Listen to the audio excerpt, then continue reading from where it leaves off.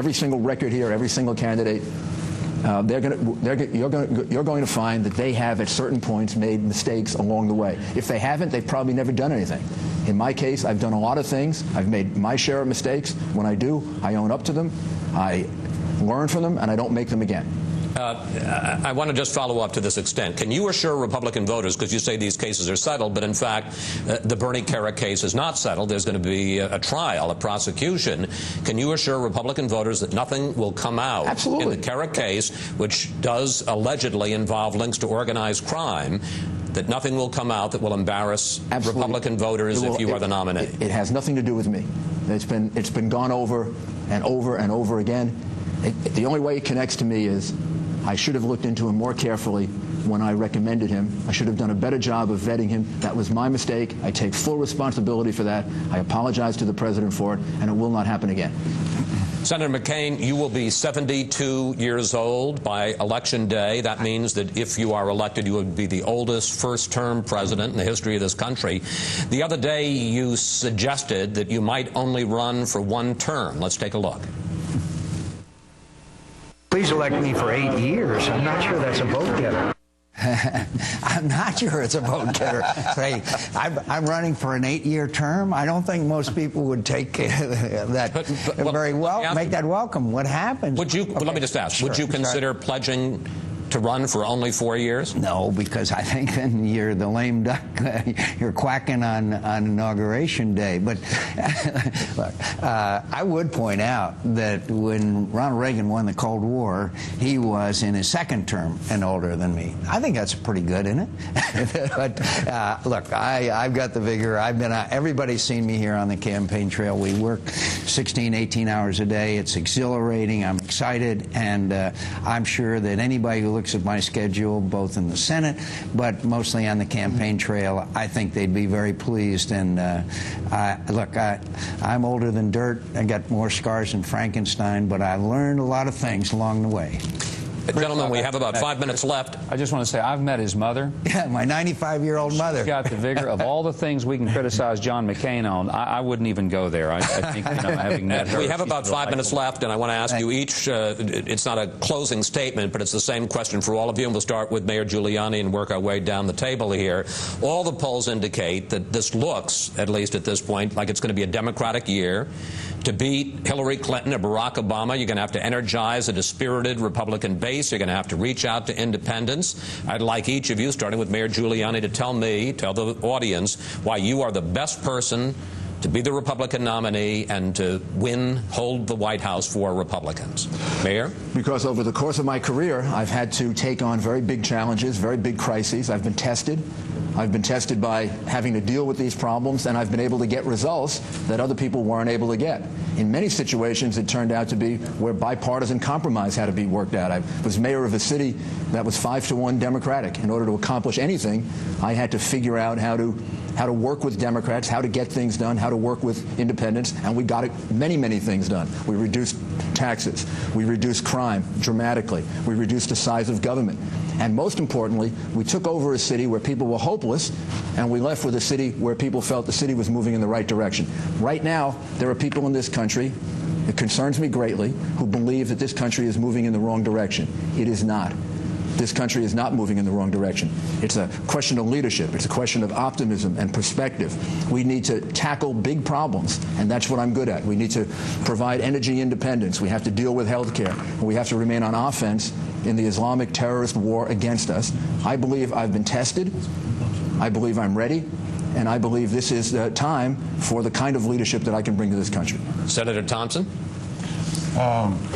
Politically, I think I'm the only one here who's never lost an election. I haven't run that many, but I've carried a state 20 points twice in a state that Bill Clinton carried twice. The last time I ran, I received the largest number of votes any person running for office in the history of Tennessee. Substantively, I, for 8 years, fought for strong national security. I talked about my background a little bit earlier. Fought for 5 major tax cuts. We balanced the budget 4 times, fought for good, strong conservative judges who would follow the law instead of making it up as they go along, and had a 100% pro-life voting record. I think the president has to have credibility and the courage to speak the truth to the American people. Occasionally, I had a 99-to-1 vote in the Senate where I was the only one. I'm interested in the future of my country and the kind of world my children and grandchildren are going to grow up in. It's not for a personal aggrandizement. For me, I think that our better days are ahead of us if we as American people do our primary duty, and that is leave this place a little better than what we found it. I'm determined and committed to doing that, and I can provide the leadership to do that with credibility in the eyes of the American people. Governor Huckabee. I think there are three things. First is the personal issue of having lived a life like a lot of Americans have lived it, and I think that's one of the reasons my campaign is connected with people. Abraham Lincoln said, God must love the common man. He made so many of them. I think that's an important thing to understand that struggle. I think another thing is consistency with the principles of our party, which is that we believe in lower taxes, less spending. We're a party that believes in the sanctity of human life. That's important to us. It's a critical issue. Consistency in defending the Second Amendment and states' rights. Also believing that mothers and fathers raise better kids than governments do. Government shouldn't interfere and let parents raise their own kids. And there are other principles, but I think the other issue is the practical experience, having actually run a government for a long period of time, doing it in such a way that your voters reelected you, but doing it in such a way that at the end you actually solve problems. And Americans are looking more than they're looking for ideology. They're looking for practical solutions to the problems that they deal with every day.